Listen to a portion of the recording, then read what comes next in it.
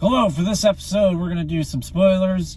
So if you don't want to know anything about the movie, stop this video right now and subscribe. Nod or shake reviews. Willie nod or Willie shake. Yeah!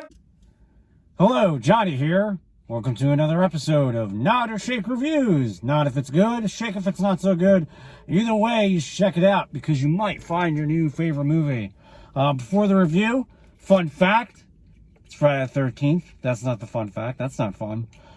So I heard on the radio, the most trustworthy place, that Friday the 13th, the origin of Friday the 13th is the Last Supper. There were 13 people at the supper.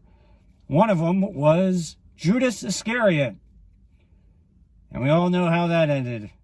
Alrighty, on to the review. Don't Breathe 2. What did everyone... Oh, I shake from everybody? Did you shake too? I shook. Yeah. I shook it all over. So, Joe, you go first. I think they...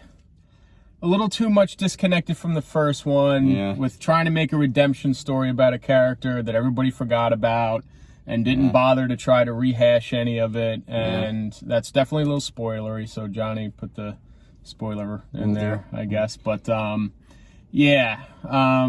you kind of went... I think of it as a fall asleep to movie. If you fall asleep, you could probably dream a better ending by the end of it. So Katie. I really enjoyed myself, but probably not for the reasons that the people who made the film would want me to enjoy it.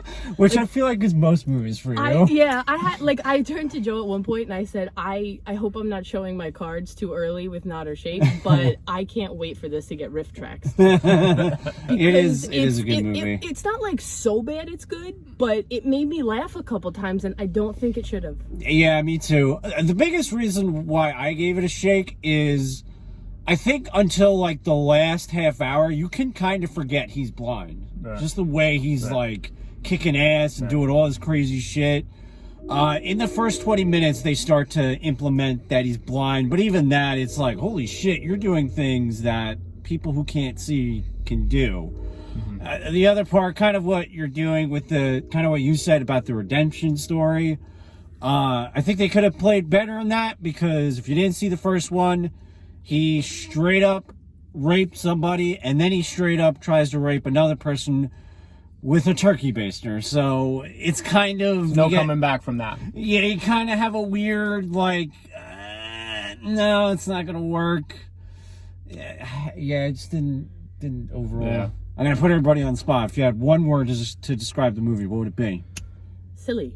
Silly. Boring. Yeah, boring was mine too. Also, I can see, and I would never be able to fight someone with an open pool taking up most of the room with smoke and not fall in. Yeah. And again, spoiler, but there's this one part where this guy gets red vipered in Game of Thrones, gets his eyes gouged out.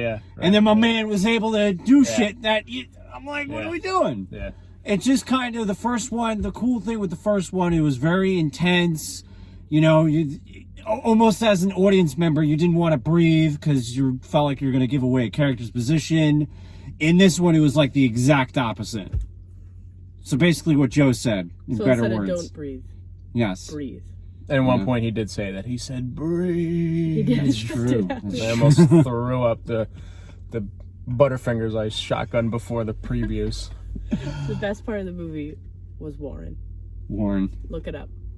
Will do. Look it up. Alrighty, thanks for cringing. See you next time. Bye.